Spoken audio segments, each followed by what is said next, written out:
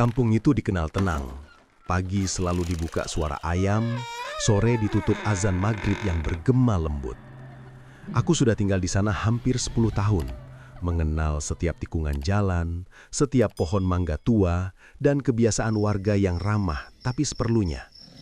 Hidup berjalan datar, sampai suatu hari rumah di sebelah akhirnya terisi. Mobil bak terbuka datang saat matahari condong ke barat. Perabotan diturunkan perlahan, seorang pria paruh baya berdiri mengawasi. Wajahnya pucat, senyumnya tipis seperti dipaksakan. Matanya tajam, terlalu tajam untuk ukuran orang baru. Akhirnya ada tetangga lagi, gumam istriku sambil menyapu halaman. Aku mengangguk. Semoga orangnya baik.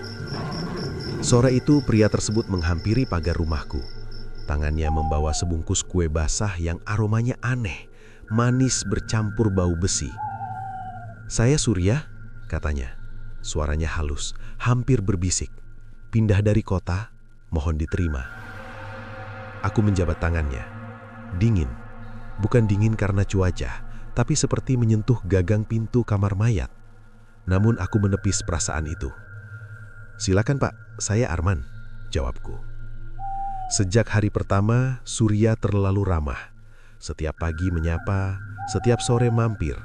Kadang membawa makanan, kadang hanya berdiri di pagar menatap rumahku lama sekali, seolah menghitung sesuatu. Istriku beberapa kali merasa tidak nyaman.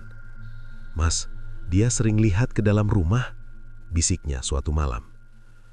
"Mungkin cuma menyesuaikan diri," jawabku, walau hatiku sendiri ragu. Minggu pertama berjalan tanpa kejadian berarti. Minggu kedua, tubuhku mulai terasa berbeda. Perut sering melilit, kepala berat, tidur gelisah. Aku mengira masuk angin atau kelelahan bekerja. Namun malam ketiga, aku terbangun oleh suara ketukan. Bukan dari pintu, melainkan dari dinding samping rumah. Tok, tok, tok. Pelan tapi teratur. Aku bangkit, menempelkan telinga ke tembok. Sunyi. Ketika hendak kembali ke ranjang, suara itu muncul lagi, lebih dekat, seakan berasal dari dalam dinding. "Mas, dengar itu?" bisikku ketakutan. Aku menelan ludah. Mungkin tikus? Walau begitu, suara itu terdengar terlalu rapi untuk sekedar hewan. Keesokan harinya, Surya datang lagi. Kali ini membawa sayur matang. "Biar cepat akrab," ucapnya sambil tersenyum. Matanya menatap perutku. Anehnya, setiap kali ia datang, mual yang kurasakan semakin kuat. Setelah ia pulang, aku muntah di kamar mandi. Tidak ada yang keluar selain air liur pahit. Hari demi hari, kondisiku memburuk. Nafsu makan hilang, tubuh kurus, wajah pucat. Tetangga lain mulai bertanya, tapi Surya selalu muncul lebih dulu, seolah tahu. "Jangan banyak pikiran," katanya suatu sore. "Penyakit kadang datang dari dalam." Aku menatapnya. "Maksud Bapak?" Ia tersenyum, kali ini lebih lebar. "Hati yang kotor bisa mengundang sesuatu." Kata-kata itu membuat bulu kudukku berdiri. Malam berikutnya suara aneh kembali terdengar. Kali ini bukan ketukan, melainkan gesekan, seperti benda tajam diseret pelan. Bau tanah basah memenuhi ruangan. Aku menyalakan lampu, tak ada apa-apa. Dinding tampak normal, namun terasa dingin saat disentuh. Aku mulai bermimpi buruk. Dalam tidur aku melihat bayangan berdiri di sudut kamar, mirip manusia, tapi wajahnya kosong. Dari mulutnya keluar benda hitam berkarat. Aku terbangun sambil berteriak. Istriku menangis. "Kita pindah saja, Mas." Aku menggeleng lemah. "Sabar dulu." Pagi harinya aku mendapati bekas telapak tangan di dinding luar rumah. Bukan bekas lumpur, melainkan warna kehitaman seperti karat. Anehnya, ukurannya kecil, tidak seperti tangan orang dewasa. Surya muncul dari rumahnya, seolah dipanggil. "Kenapa Pak Arman?"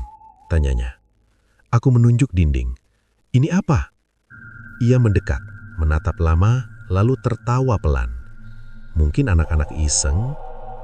"Tapi di sini tak ada anak kecil," sahut istriku. Surya terdiam sejenak, senyumnya memudar. Kalau begitu bersihkan saja, jangan dibiarkan.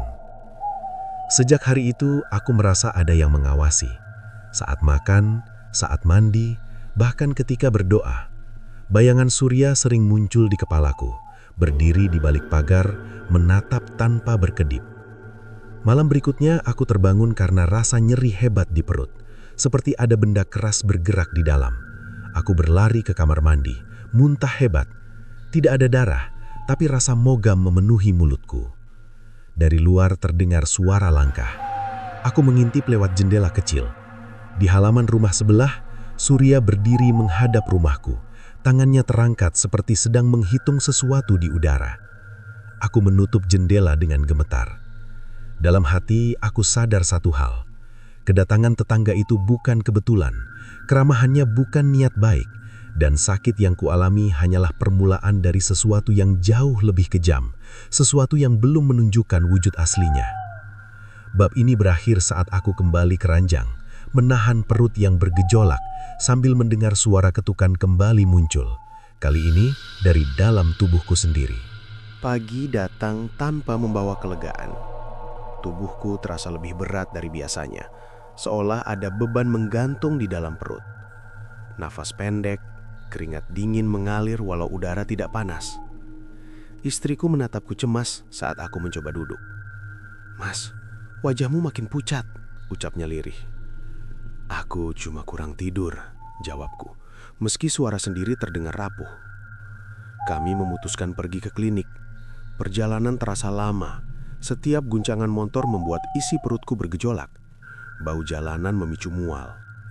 Sesampainya di sana, perawat menyuruhku berbaring. Dokter memeriksa dengan wajah datar, mengetuk bagian perut, mendengarkan nafas, lalu mengernyit. "Tidak ada yang aneh," katanya akhirnya. "Mungkin stres." Istriku menghela nafas. "Tapi dia sering kesakitan, Dok." "Minum obat ini, istirahat," jawab dokter singkat. Kami pulang tanpa jawaban. Obat itu tidak memberi perubahan. Rasa nyeri justru semakin sering muncul, datang tiba-tiba lalu menghilang, seperti ada sesuatu yang bergerak mencari tempat. Saat malam, aku tak mampu tidur.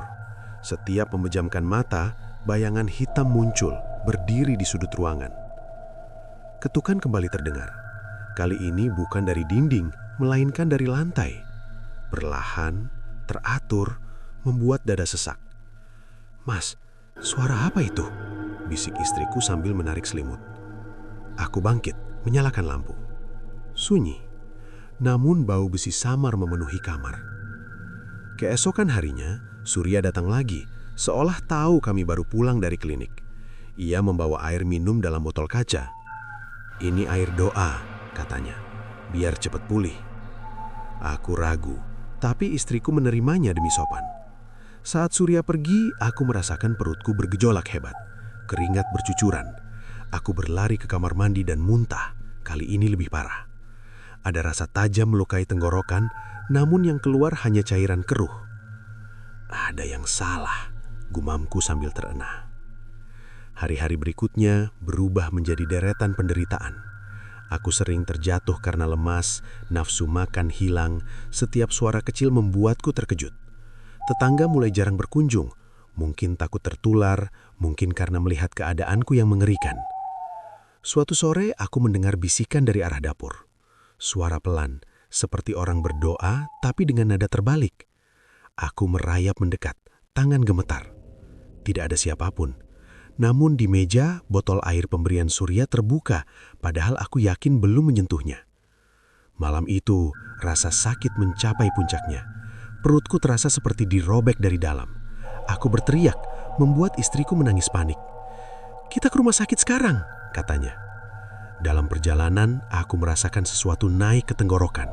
Aku menahan mulut, takut muntah di motor. Begitu sampai, aku tak kuat lagi. Aku memuntahkan sesuatu ke lantai ruang tunggu. Benda itu jatuh dengan suara nyaring. Seorang perawat menjerit kecil. Istriku menutup mulutnya sendiri. Di lantai tergeletak sebuah paku. Berkarat, panjang, ujungnya masih basah oleh lendir dan darah tipis. "Apa ini dari perut saya?" tanyaku dengan suara gemetar. Dokter datang, wajahnya berubah tegang. Ia memeriksa paku itu lalu menatapku lama. "Ini tidak mungkin," katanya pelan. "Benda seperti ini tidak bisa ada di dalam tubuh tanpa melukai organ." "Tapi itu keluar dari mulutnya," teriak istriku. Aku terdiam. Tenggorokanku perih, namun anehnya rasa sakit di perut sedikit meredah, seolah benda itu memang ingin keluar. Dokter menyuruh kami masuk ruang periksa. Rontogen dilakukan.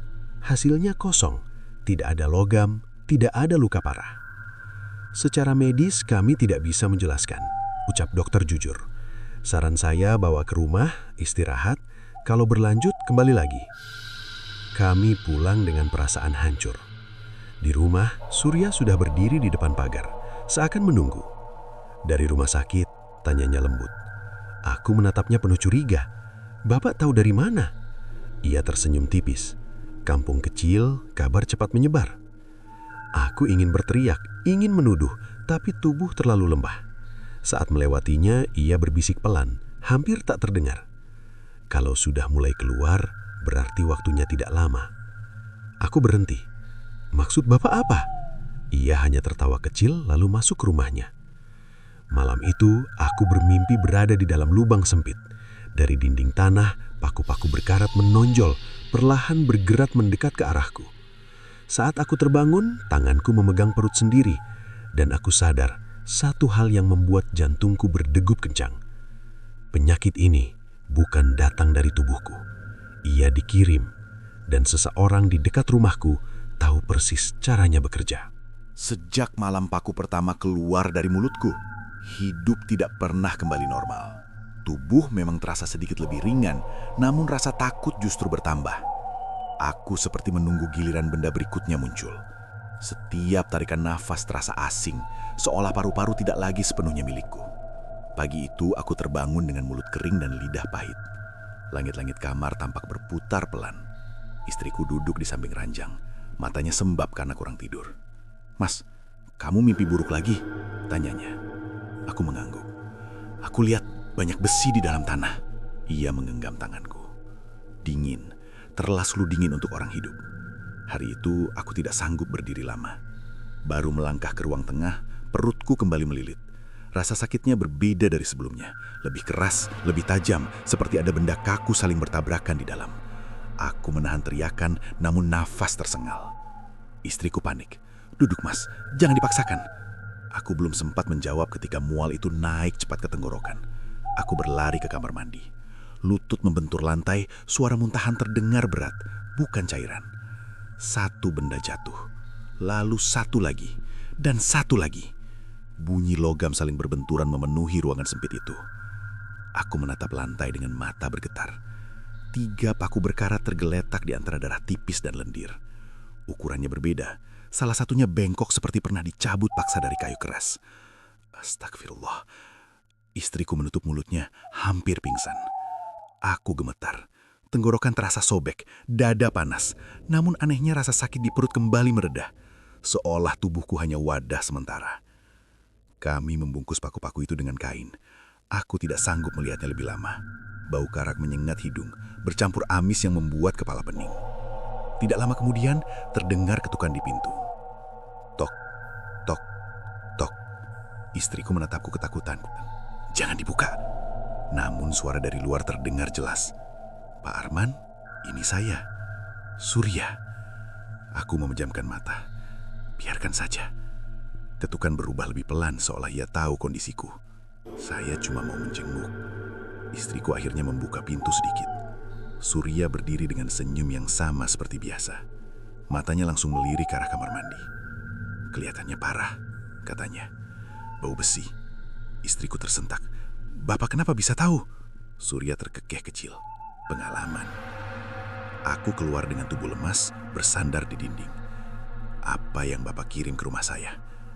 Wajahnya tidak terkejut, justru terlihat puas. "Saya tidak mengirim apa-apun. Kamu sendiri yang memanggil." Aku maju selangkah. "Saya tidak pernah berbuat apa-apa pada Bapak." Ia mendekat, suaranya turun. "Kadang keberhasilan orang lain adalah undangan." Kalimat itu menancap lebih sakit dari paku. Surya pamit tanpa rasa bersalah. Saat pintu tertutup, aku jatuh terduduk. Istriku menangis terseduh-seduh. "Kita harus minta tolong orang pintar," katanya. Aku mengangguk lemah. Tidak ada lagi ruang untuk menyangkal. Malam datang dengan cepat. Tubuhku kembali panas dingin. Aku tidak tidur, hanya terbaring sambil menunggu. Benar saja, menjelang tengah malam, perutku kembali bergejolak. Kali ini lebih brutal. Aku merasakan benda lambang bergerak naik, menggesek bagian dalam dengan kasar. Aku berteriak. Istriku memelukku, namun aku mendorongnya menjauh. Jangan dekat-dekat. Aku merangkak ke kamar mandi. Muntah kembali terjadi. Kali ini suara jatuhnya lebih keras, lebih berat. Satu paku besar keluar, panjang hampir sejengkal. Ujungnya tumpul, kepalanya melebar.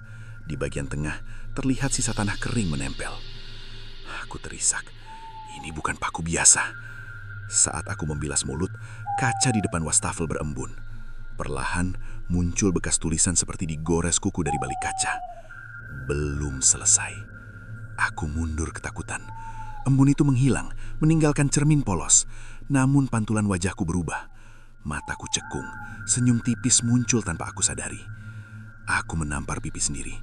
Ini tidak nyata. Namun suara lain terdengar dari luar kamar mandi. Suara langkah di teras, diisul suara tawa pelan. Aku mengintip dari jendela. Di halaman rumah, Surya berdiri menatap rumahku. Tangannya memegang sesuatu yang berkilat di bawah cahaya lampu. Paku. Banyak paku. Ia mengangkat satu, lalu menjatuhkannya ke tanah, seolah menghitung waktu. Lalu ia menatap ke arahku dan berbisik. Meski jaraknya jauh, aku bisa mendengarnya jelas. Yang keluar baru permulaan. Aku menutup jendela sambil terisak. Di dalam tubuhku, rasa sakit mulai muncul lagi. Lebih dalam, lebih kejam. Aku sadar, selama paku-paku itu masih tersisa di dalam diriku, hidupku belum akan berakhir. Dan orang yang mengirim semua ini tidak berniat menghentikannya. Pagi itu matahari terbit tanpa kehangatan. Cahaya hanya menyingkap debu yang menggantung di udara rumahku. Aku terbangun dengan dada sesak, napas pendek, dan perut terasa kosong seperti baru ditinggalkan sesuatu. Istriku menyodorkan air hangat. Tangannya gemetar. "Mas, semalaman kamu mengigau," katanya. "Apa yang aku ucapkan?" tanyaku pelan. "Kamu menyebut angka, lalu bilang jangan dikubur hidup-hidup." Aku menutup mata. Ingatan semalam berantakan, hanya tersisa rasa logam di lidah. Di kamar mandi, aku meludah. Air liur bercampur serpihan hitam kecil, seperti pasir kasar. Bau tanah basah menyengat. Kami sepakat mencari bantuan. Bukan rumah sakit, bukan pula obat. Seorang kenalan menyarankan orang tua di ujung desa.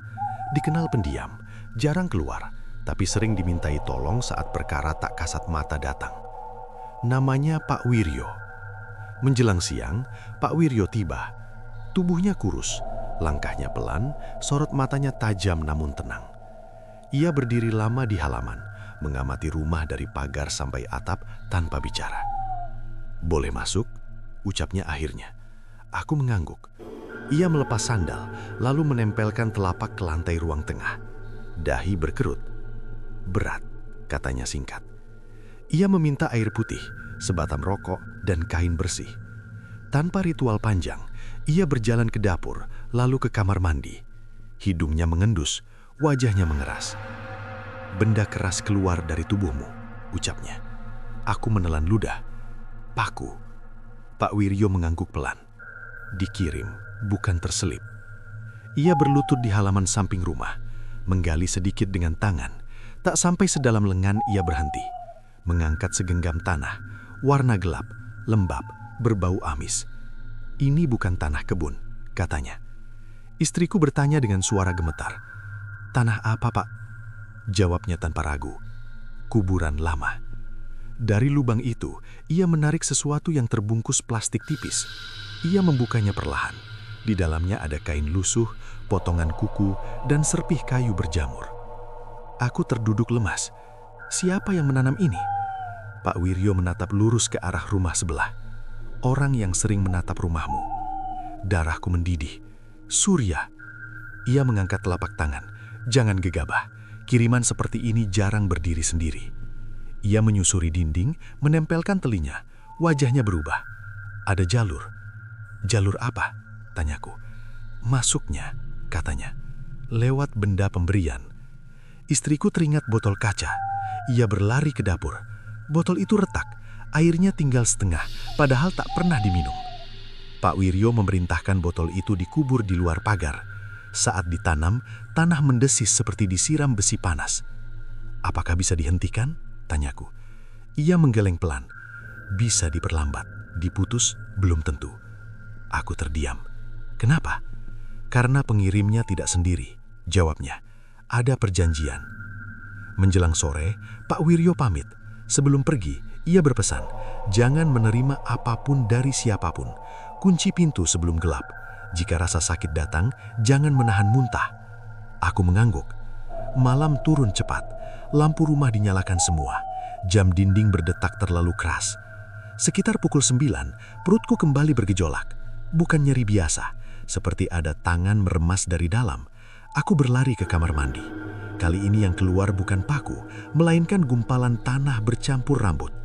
Istriku menangis tertahan. "Ya Allah." Aku membilas mulut. Cermin berembun. Bayangan di balik kaca bergerak tak selaras. Aku menyentuh permukaan. Dingin. Dari luar terdengar suara langkah. Pintu pagar berderit. Aku mengintip. Surya berdiri di teras, membawa kantong hitam. Wajahnya pucat, mata cekung, senyum nyaris tak ada. "Pak Arman," panggilnya pelan. "Saya mau minta maaf." Aku membuka pintu setengah. "Atas apa?" Ia menunduk. "Atas kesalahpahaman." Tanganku mengepal. "Ambil kembali yang Bapak kirim." Ia tertawa pendek. "Tidak sesederhana itu." Istriku muncul di belakangku. "Pergi." Surya melangkah mundur. "Kalau berhenti sekarang, ada yang menagih." "Apa maksudnya?" Ia menatap langit. "Ada harga." Ia pergi sebelum aku sempat berkata apa-apa. Malam makin pekat. Angin membawa bau tanah kuburan. Ketukan kembali terdengar, kali ini dari dalam lemari. Aku membuka. Di sudut ada bekas tanah baru, masih basah. Aku menutup lemari dengan gemetar. Di ranjang, aku terbaring sambil memeluk perut. Aku paham satu hal, jejak itu sudah ada di dalam rumah, di tubuhku, dan di niat seseorang. Selama perjanjian itu belum lunas, paku hanya pembuka jalan. Yang berikutnya bisa lebih kejam. Sejak temuan tanah kuburan itu, rumah terasa berubah. Bukan bentuknya, bukan warnanya, melainkan suasananya. Udara di dalam seperti berat, menekan dada setiap orang yang melangkah masuk. Aku merasa dinding mengawasi, lantai mendengar, dan atap menyimpan rahasia yang tidak ingin dibuka. Pagi itu, aku terbangun oleh suara aneh. Bukan ketukan, bukan gesekan. Lebih mirip tarikan napas panjang. Dalam, pelan, teratur. Aku duduk perlahan. Suara itu berasal dari ruang tengah. "Mas, kamu dengar?" bisik istriku. Aku mengangguk. Rumah ini seperti hidup. Kami berjalan pelan. Setiap langkah terasa diikuti bunyi lain. Selisih 1 detik, seolah ada kaki lain meniru gerakan kami. Saat sampai di ruang tengah, suara itu berhenti. Sunyi kembali menguasai. Namun, bau tanah basah makin kuat. Siang hari, aku sendirian di rumah. Istriku pergi membeli kebutuhan. Aku duduk di kursi, menatap dinding kosong. Tiba-tiba, cat di tembok menggelembung. Perlahan, seperti kulit bernapas. Aku berdiri tergesa, jantung berdegup kencang. "Tidak mungkin," gumamku. Gelembung itu pecah, meninggalkan bekas lembab berwarna kecoklatan. Dari sana mengalir cairan kental, menetes ke lantai. Baunya amis, bercampur besi. Aku mundur, kaki tersandung. Saat menoleh, aku melihat sesuatu yang membuat darahku dingin. Bayanganku berdiri di cermin lemari. Bukan pantulan. Ia tersenyum lebih dulu. Aku mencerit, "Siapa kamu?" Bayangan itu mengangkat tangan, menempelkan telapak ke kaca. Gerakannya lambat, seolah menikmati ketakutanku. "Keluar!" teriakku sambil melempar kursi. Cermin retak, bayangan menghilang. Aku terduduk terengah, keringat membasahi punggung.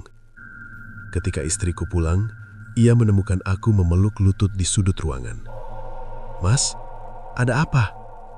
"Ada aku yang lain," jawabku terbata.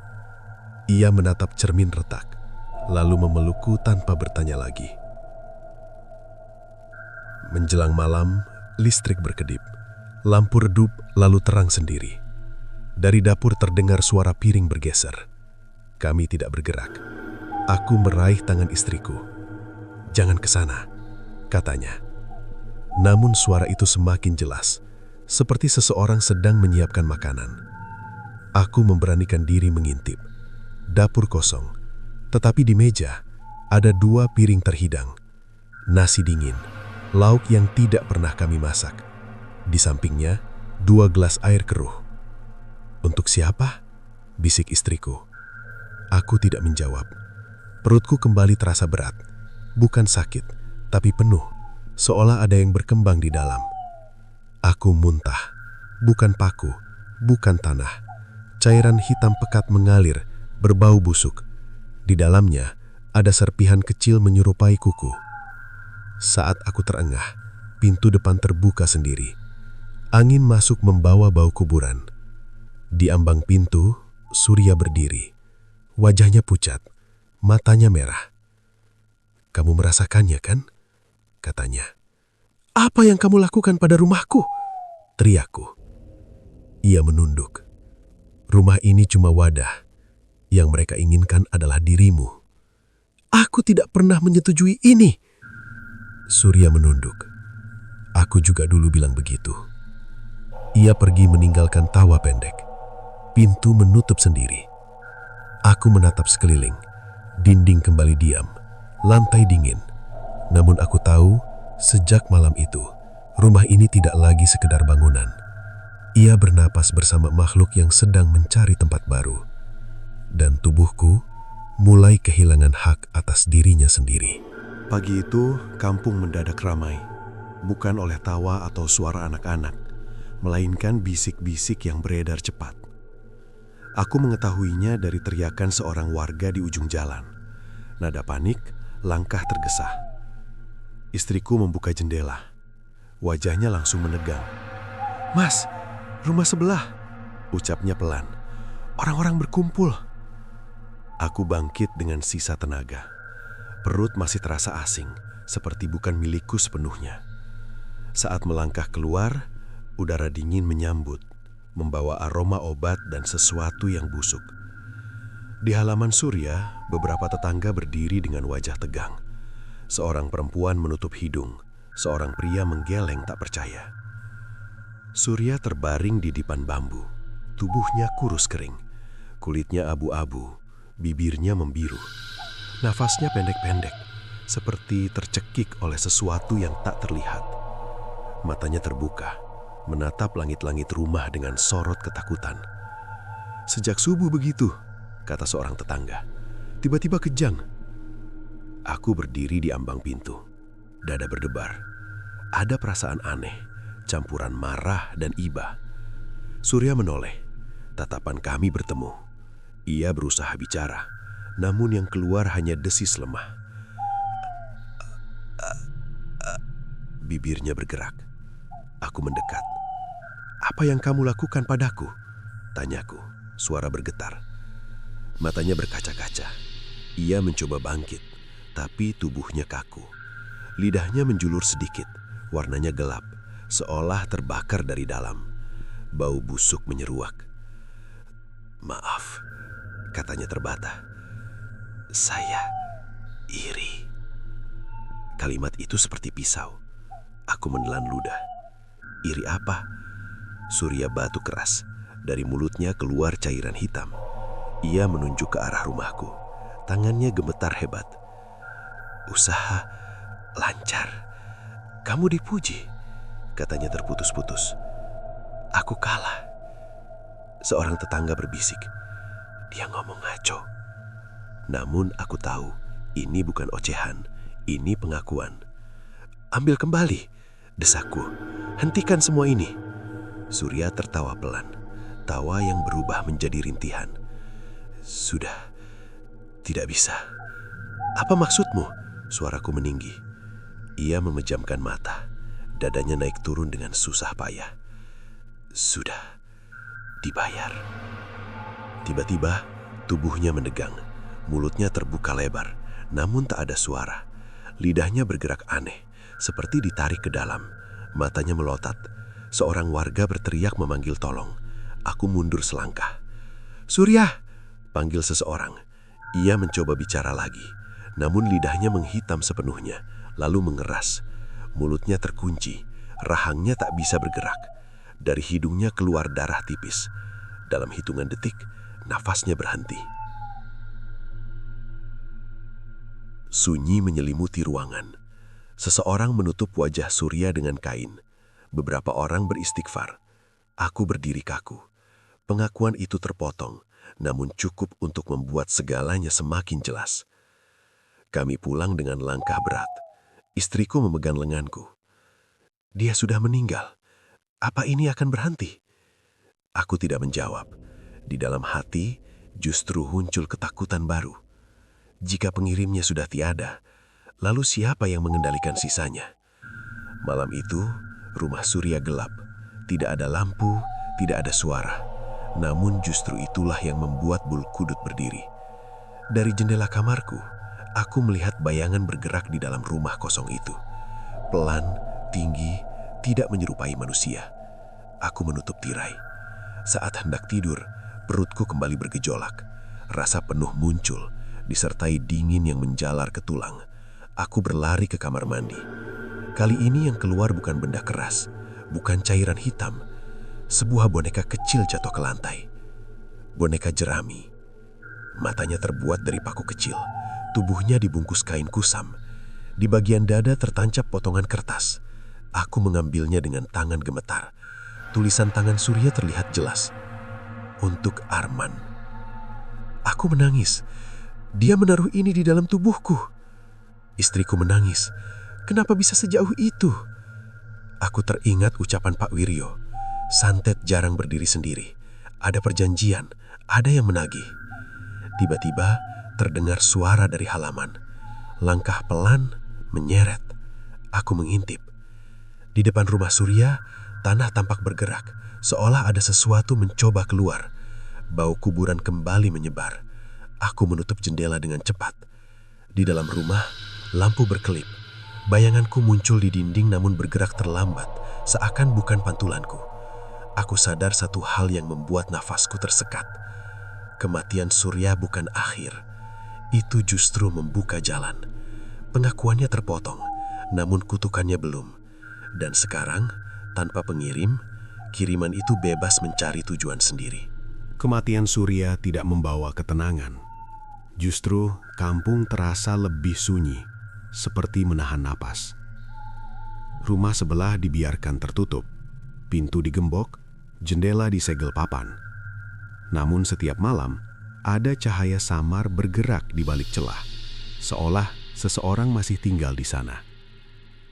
Tubuhku semakin lemah, bukan karena sakit yang sama, melainkan rasa dingin yang merayap pelan dari tulang ke pikiran.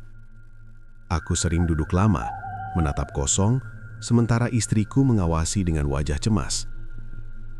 "Mas, kamu melamun lagi," katanya suatu pagi. Aku berkedip. Aku dengar suara anak menangis. Ia terdiam. "Kita tidak punya anak kecil." Kalimat itu membuat dadaku sesak. Semalam, aku memang bermimpi ada suara memanggil, lirih, minta dibukakan pintu. Suara itu seperti berasal dari ruang tengah, dekat kamar yang selama ini kosong. Siang harinya, Pak Wiryo datang kembali. Wajahnya lebih muram dari sebelumnya. Ia tidak duduk, hanya berdiri memandang rumah. Yang mengirim sudah pergi, tapi yang dikirim belum. "Apa maksudnya?" tanyaku. Ia menghela napas panjang. "Ini bukan santet tunggal, ini warisan." Istriku terkejut. "Warisan bagaimana?" "Ilmu itu diturunkan, dipanggil sekali, lalu mencari penerus. Kalau pengirim mati, ikatannya berpindah." Aku menelan ludah. "Berpindah ke siapa?" Pak Wiryo menatap perutku, ke yang paling lemah. Kata-kata itu seperti palu. Aku teringat rasa penuh yang sering muncul, suara napas di dinding, bayangan di cermin. Semua terasa saling terhubung. "Masih bisa dihentikan?" tanyaku lirih. Ia menggeleng. "Bisa dialihkan." "Dialihkan kemana?" Istriku bertanya cepat. Pak Wiryo diam lama. "Ke darah sendiri." Istriku memeluk perutnya refleks. "Jangan." Aku menutup mata. "Targetnya bukan aku ya." Pak Wiryo mengangguk pelan. Makhluk itu mencari kelanjutan. Ia tertarik pada yang belum ternoda. Saat itu, dari kamar kosong terdengar bunyi mainan jatuh, padahal ruangan itu tidak pernah diisi apapun. Aku menoleh, jantung berdegup kencang. Malam datang lebih cepat. Angin membawa suara lirih dari rumah Surya. Seperti doa yang dibaca terbalik. Aku berdiri di teras, menatap gelap. "Mas, jangan keluar." Istriku memanggil. Aku melangkah mendekat ke pagar. Tanah di halaman rumah sebelah tampak retak. Dari celah itu, muncul tangan kecil berwarna hitam, lalu menghilang lagi. Aku mundur terhuyung. Malam itu, perutku kembali bereaksi. Bukan mual, melainkan dorongan kuat, seolah ada sesuatu ingin keluar sekaligus masuk. Aku terjatuh di lantai, berkeringat dingin.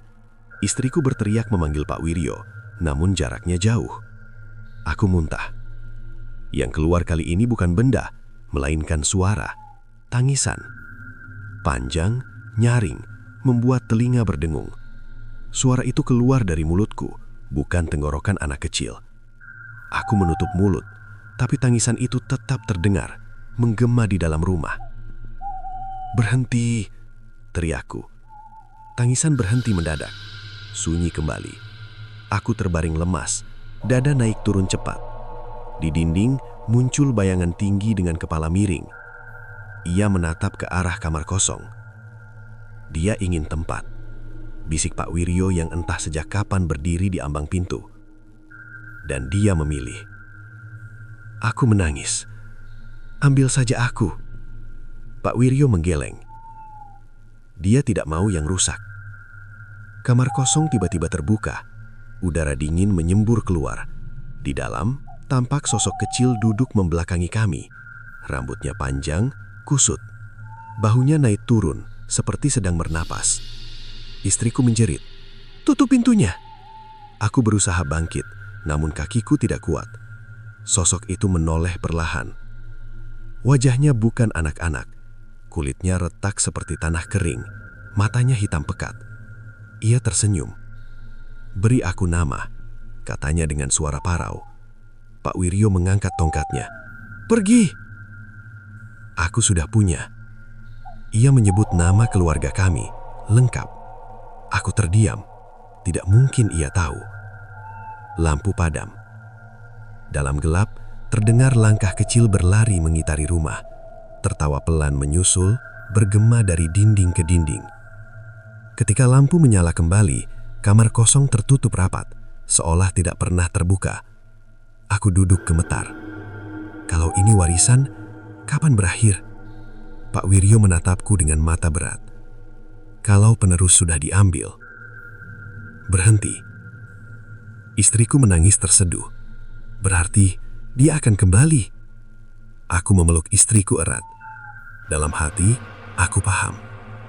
Santet itu tidak lagi terikat pada Surya. Ia telah menemukan jalur baru. Dan mulai malam itu, rumah kami bukan hanya tempat tinggal, melainkan persimpangan bagi sesuatu yang ingin dilahirkan kembali. Malam itu hujan turun tanpa suara petir. Tetesannya rapat, seperti ribuan jarum jatuh ke tanah. Rumah terasa semakin sempit. Dinding mendekat, langit-langit menekan kepala. Aku duduk di lantai ruang tengah, punggung bersandar pada sofa, mencoba mengatur napas. Istriku mondar-mandir dengan wajah pucat. Pak Wiryo berdiri di dekat pintu, memandangi hujan dengan sorot mata berat. "Waktunya tidak banyak," ucapnya akhirnya. Aku mengangkat kepala. Apa yang harus dilakukan? Ia menoleh. "Ada satu cara, tapi jalannya gelap. Istriku berhenti melangkah. Seberapa gelap?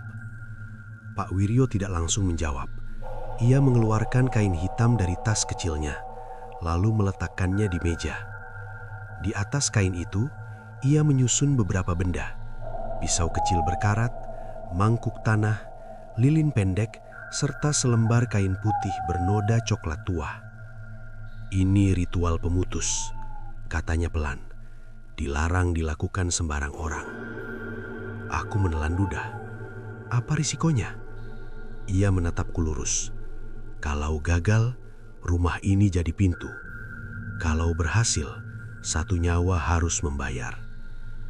Istriku terisak. Nyawa siapa?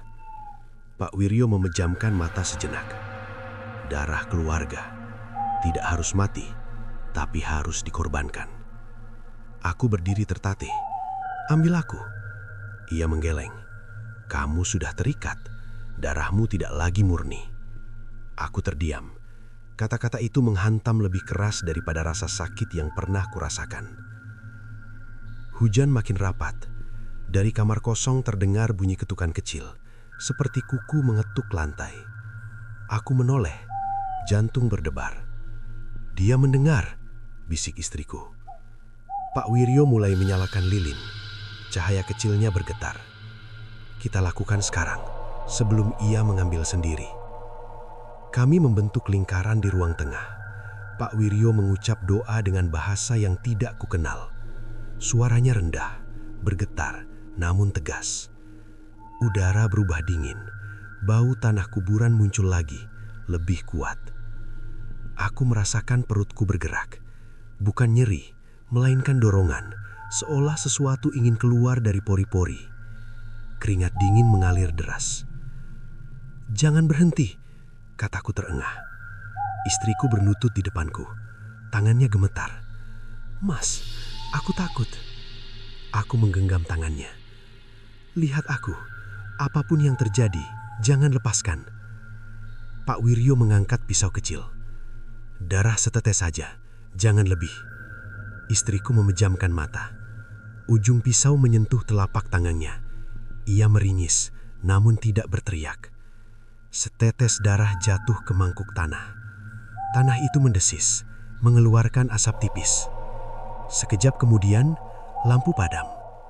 Dalam gelap, suara tawa kecil terdengar. Bukan tawa anak, lebih tua, lebih serak. "Kenapa dihentikan?" Suara itu bergema. Aku berdiri sempoyongan. "Pergi!" Tawa itu mendekat. Udara di depanku mengental. Aku bisa merasakan napas lain menyentuh wajahku. Bau busuk memenuhi hidung.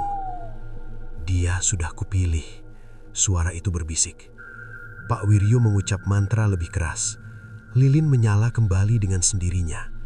Di tengah ruangan, sosok kecil berdiri. Tingginya sebatas pinggang orang dewasa. Kulitnya retak, matanya hitam, mulutnya terlalu lebar. Ia menatap istriku. "Namaku sudah ada," katanya sambil tersenyum. "Aku mau tinggal." Istriku gemetar. "Tidak." Sosok itu tertawa, lalu menoleh ke arahku. "Kamu kosong, rumahmu cocok." Aku melangkah maju. "Ambil aku saja." Ia menggeleng pelan. "Kamu hampir habis." Pak Wiryo mengangkat kain putih bernoda. "Dengan nama yang benar, kau terikat kembali." Ia menyebut sesuatu. Nama panjang, asing, membuat telingaku berdengung. Sosok itu menjerit. Dinding bergetar, lantai berderak. Aku terjatuh, kepala membentur lantai. Dalam kekacauan itu, aku melihat sesuatu keluar dari tanah di sudut ruangan. Sebuah bentuk besar, tinggi, berbalut bayangan. Sosok kecil itu menoleh ketakutan. "Ada yang ikut," teriak Pak Wiryo. "Bukan satu." Bayangan besar itu bergerak, merayap seperti asap. Ia mengelilingi lingkaran ritual, lalu berhenti tepat di belakang Pak Wiryo. Udara membeku. "Bayaran belum lunas," suara berat terdengar. Pak Wiryo tersentak. "Aku tidak memanggilmu." Bayangan itu tertawa lendah. Kamu membuka jalan. Aku merasakan sesuatu di dadaku. Panas, lalu dingin. Nafasku tersendat. Aku berlutut, memegangi dada. "Mas!" berteriak istriku. Aku melihat tanganku sendiri. Garis hitam menjalar dari perut ke dada, seperti akar. Aku sadar, ritual ini memanggil lebih dari yang direncanakan. Pak Wiryo berteriak menyuruh kami mundur. Ia menancapkan pisau ke tanah. Darah menyembur dari tangannya sendiri. Tanah menghisapnya cepat, seolah lapar. "Pergi!" teriaknya. Sosok kecil menjerit lagi, kali ini lebih tinggi. Ia berlari ke arah kamar kosong, lalu menghilang. Bayangan besar bergeliat seakan marah. Hujan di luar berhenti mendadak. Sunyi, lampu kembali normal. Lilin padam satu persatu. Pak Wiryo terjatuh. Nafasnya tersengal. Aku sudah menutup sebagian. Aku merangkak mendekat. "Sebagian?" Ia tersenyum pahit. Yang kecil terikat, yang besar menunggu. Istriku memelukku erat. "Kita selamat." Aku menatap lantai, melihat tanah di sudut ruangan retak tipis. Untuk sementara. Malam itu berakhir tanpa suara lagi. Namun aku tahu, ritual terlarang memang memutus satu ikatan, tapi membuka ikatan lain.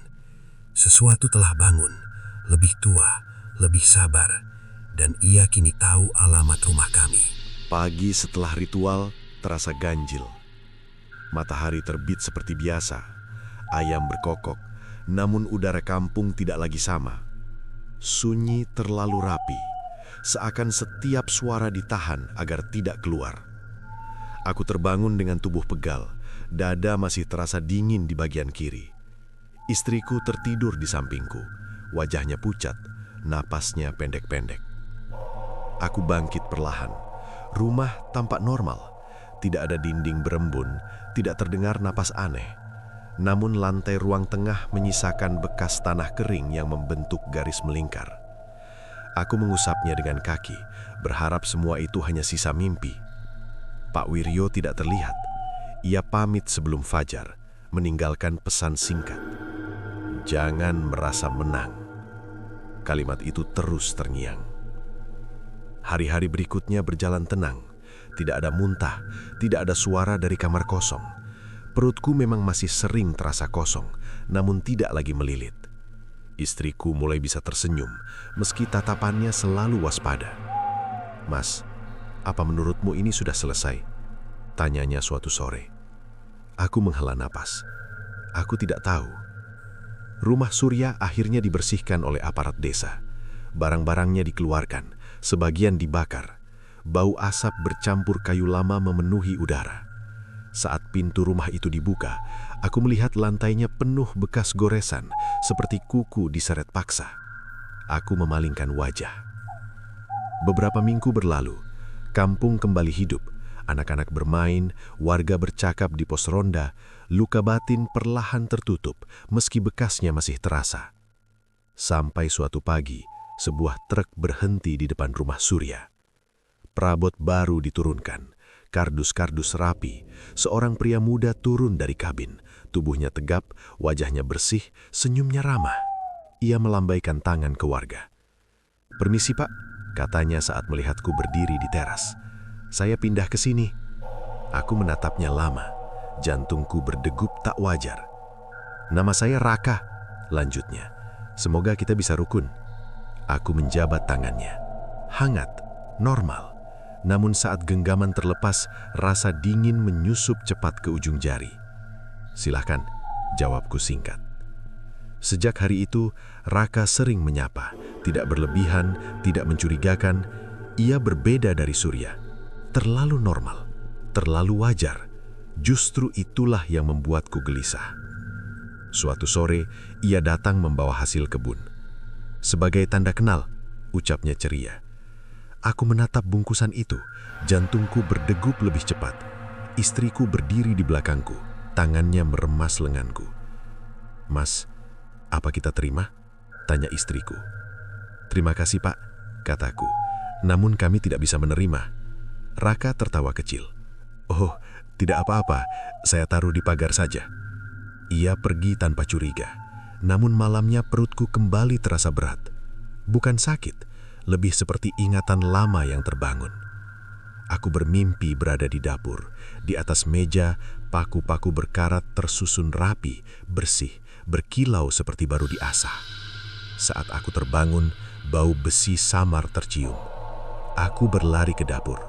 Tidak ada apa-apa. Hari demi hari, mimpi itu datang lagi. Kadang paku, kadang tanah, kadang suara anak tertawa dari dalam lemari. Namun saat aku membuka mata, semuanya lenyap. Suatu malam, listrik padam. Aku duduk di ruang tengah, ditemani cahaya lilin. Istriku memeluk lutut, diam. "Mas," katanya pelan, "kalau semua ini kembali lagi?" Aku menatap api lilin. Aku akan menghadapinya. Di tengah hening, terdengar ketukan di pintu. Tok, tok, tok. Aku berdiri. "Siapa?" Suara Raka terdengar dari luar.